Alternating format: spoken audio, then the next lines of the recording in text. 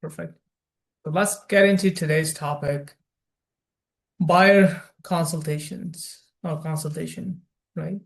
Strategic conversion opportunity.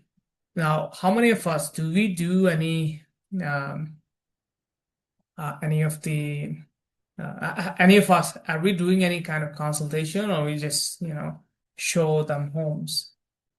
The one that I'm working with currently, um, I wanted to present myself first face to face. So basically, our first meeting Okay. was a few properties that we saw, and then followed by maybe a 1.5 hour one-on-one session explaining the process. Since they're the first-time home buyer, I wanted to educate them Okay. properly regarding the forms and basically from top to bottom. So that's how I did it with the current buyer that I'm working with. Okay. Good. Good stuff. Anybody else? Do we do any kind of consultation, or do we just say, I'm ready? What would you like to see? Yes, go ahead, Mo. Yeah, I tried to do that one-on-one eyeball scenario. I think I've got to get a little bit more proficient at being a host when it's the Zoom meeting, or I'm using Google Meets. I don't use Great. that a lot. I'm always on the recipient end, but not as the host. So I'm going to get more proficient at that. I also have things I can email to people just saying this is just kind of, Excuse me. an overview of what we discussed. Yeah. So I try to get a profile on who they are. Perfect. Great. Anybody else doing buyer consultation before we get into helping the buyers? Who else is here? No. So I always do this. This is a great, great opportunity for us to sit down with the buyers, right? And 90% of the competition is not doing this. As soon as a buyer calls, I'll be right there to open the door. We don't want to be one of those agents, right? That's what the 90% of um, the agents are doing out there. What we have to do is we have to take this opportunity time. I have scheduled these showings that you requested, but prior to doing that, let's sit down at my office. I'll go over the process of showings, the process of buying your first home, the process of buying, even if it's their second home, the process of buying your second home, the process of buying and selling. And then we'll have a quick chat, 15-20 minutes, and then we'll continue with our showings, right? Most people will say yes, right? This is the time that you're sitting one-on-one with them. You can ask them questions. You can get uh, to the core of why are they making that move, right? And then you start showing them homes. Then you have a clear understanding of what it is that your buyers are looking for, right? So why buyer consultations matter, right? Buyers have a chance to go through a structured approach and are more likely to commit to us, right? Once we're sitting down with them, they'll see the difference. Whenever buyers are looking, they're calling, texting, meeting a lot of agents, right? So if we're the only ones taking the time, sitting down, showing them professionally, either on Zoom or in person, right, before their actual showing begins, we're already, setting ourselves apart from the competition, right? And they will see that too. This sets clear expectations, reduces confusion, and increases your trust in their eyes, right? So once you sit down with them, share your stories, how you've helped other people move into their dream homes, how you know the market, the area, then they're a lot less confused. They can ask you questions, and always ask them to get their feedback. Ask them, do you guys have any questions, right? Let them feel at ease, and they may ask you, what happens if, how much does, I had people ask me, how much does the home inspection cost? Someone told me 5,000. I said, no, it's not 5,000, right? It's 500. So, and I said, no, don't worry. I'll go over this. And, people, especially if they're first time home buyers, they're scared. Like, oh, what happens if we put a conditional offer, but something goes wrong? Do I lose my deposit?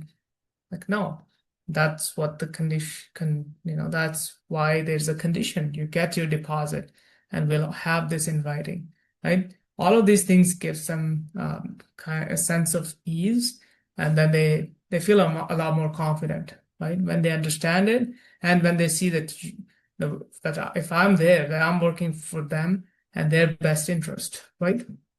And a first strong meeting sets the tone for entire transaction, right? So this is also true for first time that we're meeting the client. If we're late, right, unless there's an emergency, sure, you can't avoid that. But let's say we're late 15, 20, 30 minutes for an appointment, and it's your first time meeting, for your potential seller or buyer, you've lost them, right? There's no way they'll work with you. You could be the best agent, number one agent in the world. They're not going to work with you, right? So we have to make sure that we've set a strong first impression, right? And we can't do that if we're doing this at a house, right? We're showing up late, saying, "Oh, let's go, let's go, let's go. Let me open the lockbox, take a look, let me know if you have any questions." That's not going to set a good first impression. Good first impression is either we set a virtual consultation, say this is the process that we'll be going through for your first home or for your second home, or upsizing, downsizing, it's the same thing. And then either that or meet them at the office. Say, why don't we meet? Let's get a cup of coffee. We'll go over your needs and wants. Don't worry, we're not seeing any homes. Leave your checkbook at home, right? Say things like that. Don't bring any cash or credit. Actually, leave your wallet at home. We're not buying anything, right? And then sit down with them, ask them what they're looking for, go over your presentation. That sets you apart from 90% of the people, right? And you'll get the sale. Any questions on this? Anybody already doing this? Anything any feedback on this? No? Okay, perfect. Let's adjust this there. So how do we structure a high impact consultation, right? Because we're not there just to have coffee with them and say, "How are you? I'm good. How are you? I'm good." Right? Okay, let's see some homes. No.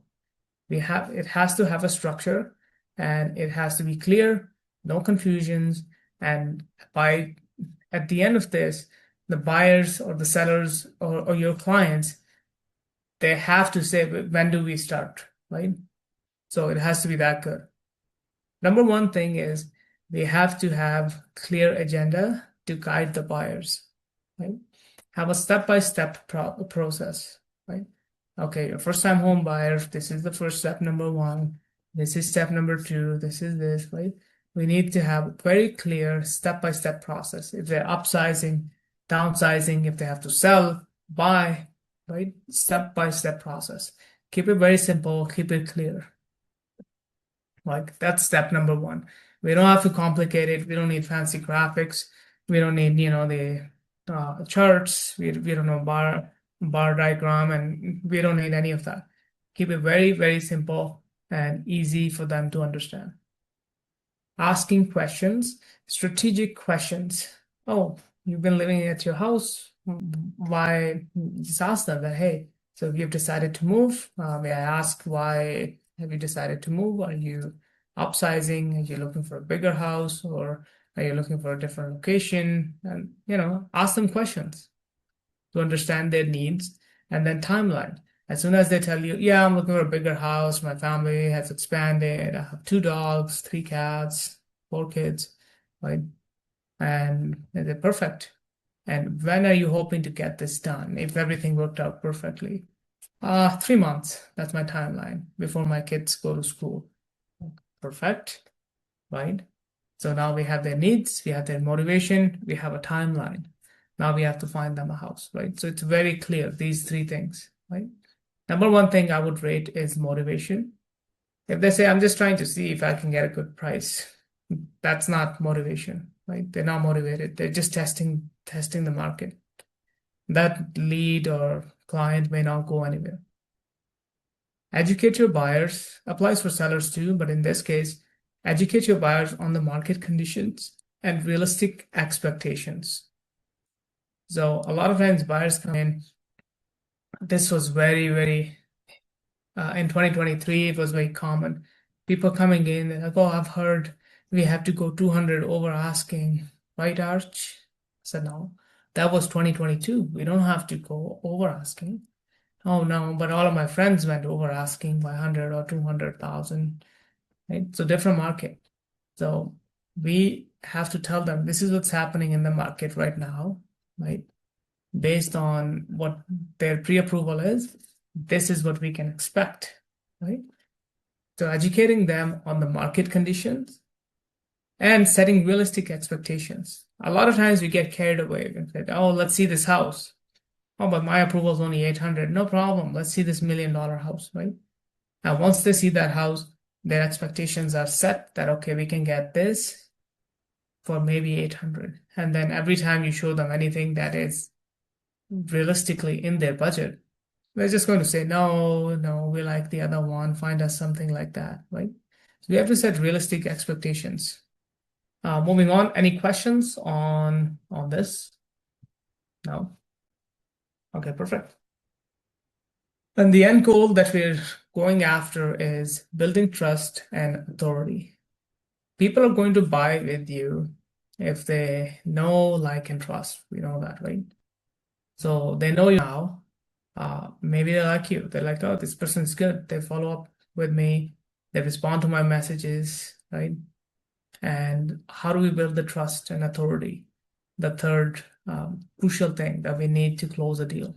Any deal, we need these three things. They have to know you. If they don't know you, they're not going to contact you if they don't know you exist. And if they don't like you, if you're like, don't call me, I'm busy, they're not gonna like you. And then third thing is trust. So once they know you, they like you with your follow-ups or your information or whatever value you're giving them. Third thing is to build trust and authority. They have to look up to you and say, no, this person is the expert. They know more than me. They are telling me something that I don't know. They are guiding me in the direction that, I want to feel comfortable and know that there's somebody looking out for me, right? So presenting and using data, insights, and local expertise, right? So how do we get confidence in presentations? The only way is we have to do lots and lots of presentations, right? There's no other way. Or we can practice it. The only other way is we can practice it. So you should be practicing.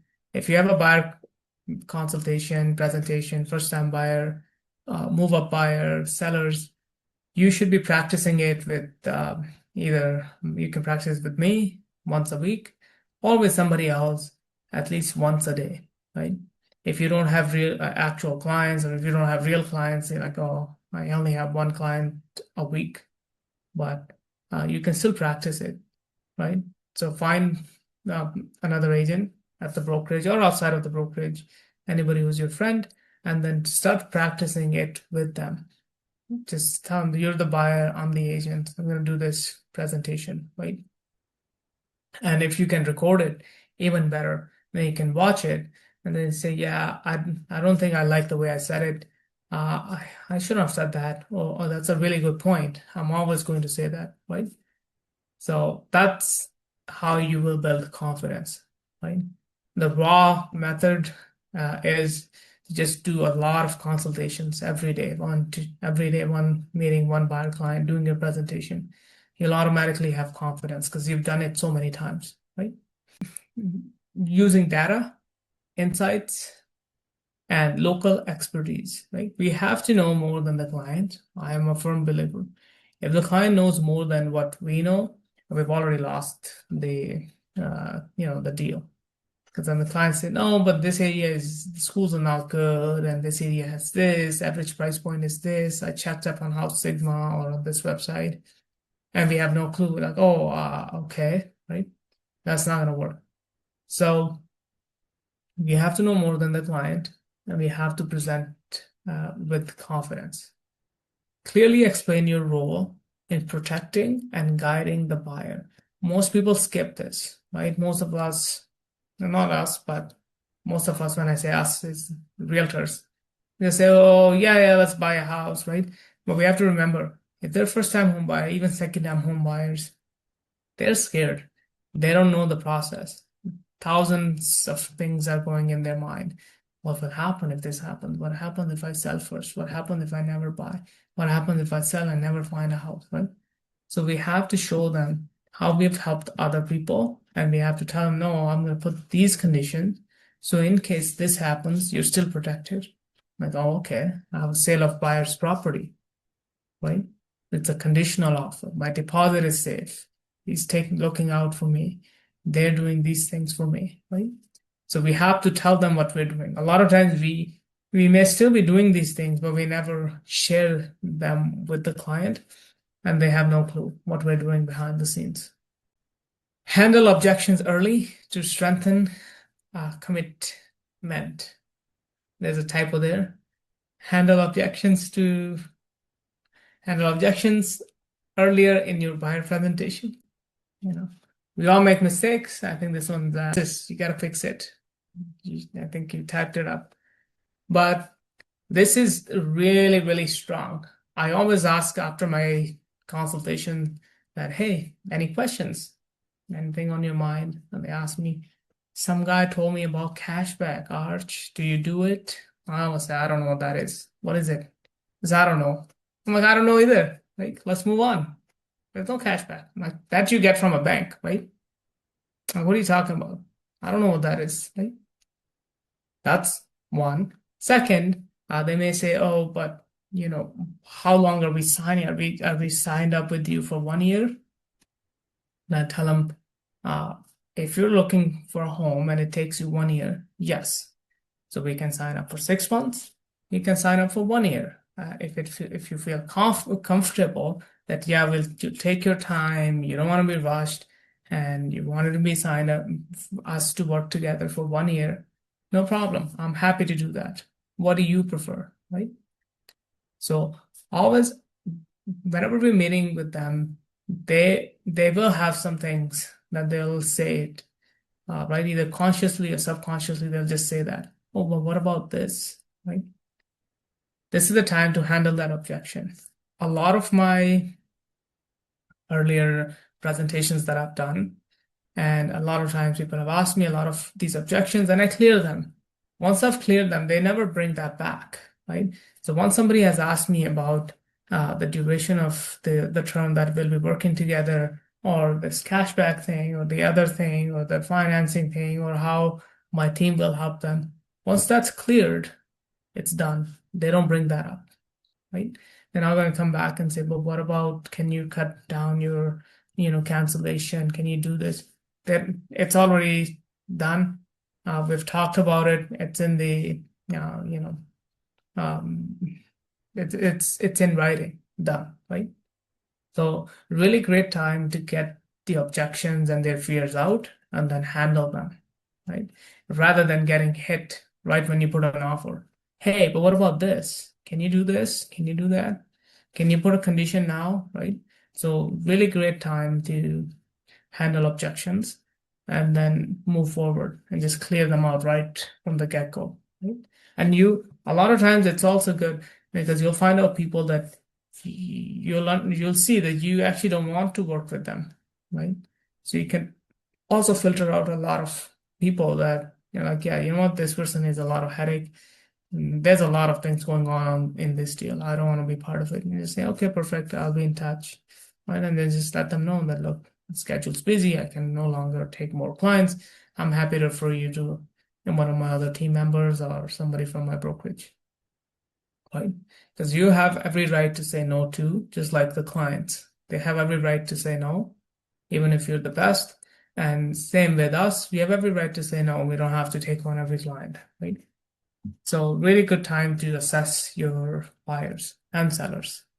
Any questions on this? Any feedback? Anything that anyone's thinking about this? Any questions? No? None. Okay, so let's do a quick roundtable discussion and see what everybody's up to. And if you have done these, if you'll implement it in your business, if you can let me know so I can sleep at night tonight.